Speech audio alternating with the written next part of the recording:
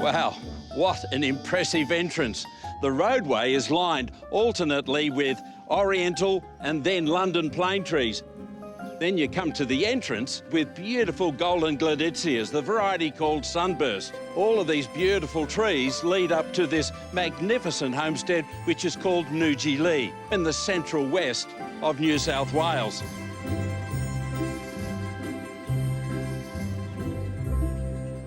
Old trees in the home paddock, including Himalayan cedars, jacarandas, even an old bunya pine from Queensland.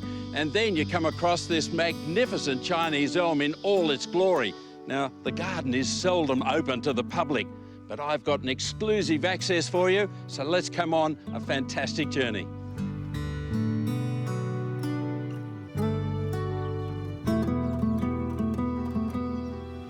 The area around Canowindra here is well known for its really rich farming soils.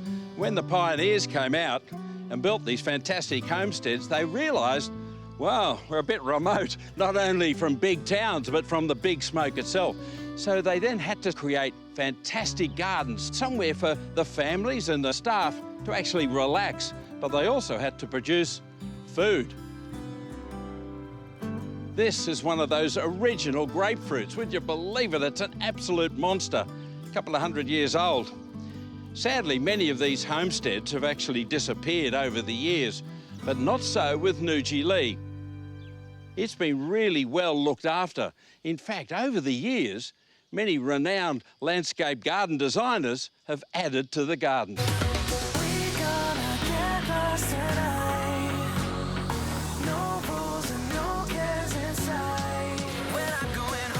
If you like, the magic and the mystery continues right the way through the garden. Even this gate and beautiful dry stone wall. The garden and the wall were designed and built by Paul Bangay.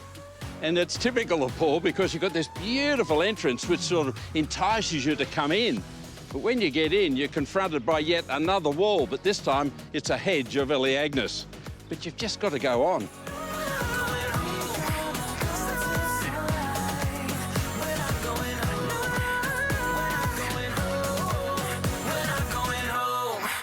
The roses are really sensational. This golden one is, in fact, soul mate, 2 words. There's also white iceberg and lots of pinks and apricots all the way through. It's looking quite sensational. They've added lots of perennials. Now, at this time of the year, the dahlias are looking good. They've even got a sort of an apricot-y pink agastaki, a beautiful cobalt blue aster, and one of the primroses there as a real mass carpet.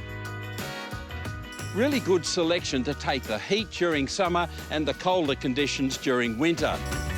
Stay every day and let me love you better. Stay every day. And of course, a thriving veggie garden to produce all that food for the homestead. Tomatoes, there's sorrel, lettuce, mignonette, pumpkins, it's all going a riot. And this fantastic architectural plant here with fabulous flowers is an artichoke.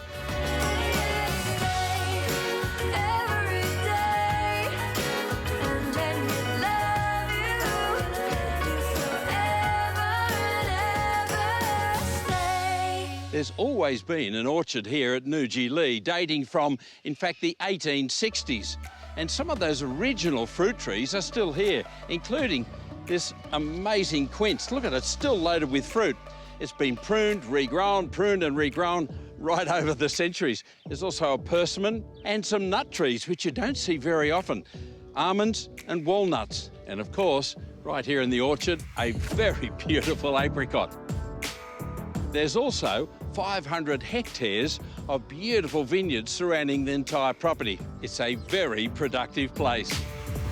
The temperature's rising, 'cause it's time to see. As a very hot sun sets in the west, this is the place to be. It's a beautiful, more informal courtyard, close to the house, close to the kitchen.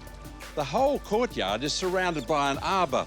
On this side, we've got jasmine. Imagine the perfume in spring. And on this side, we've got Pandora, the native wonga vine. So there's always vegetation surrounding this cool arbour. And of course, with the kitchen so close, this is really the herb garden. You've got bay trees in the corners and lots of herbs down here, rosemary, thyme. But the most important thing is it's a lovely, cool oasis. 42 yesterday, it'll be 40 tomorrow, and this is the place where everyone should hang out.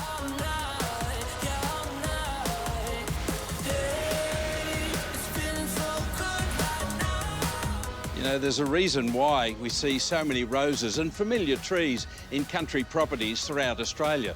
It's because they withstand everything that the climate throws at them, whether it's heat or fires or floods or, of course, prolonged terrible droughts. Even this rose here, it's a weeping standard called Seafoam. It's over 40 years old and it's copped a bit of a battering over the last few days with the heat, but it's still coming into flower. You could cut a few for a vase indoors. But like the families, they're maintaining the tradition of our pioneer pastoralists who set up Australia and created beautiful properties like this. And we need to keep supporting them.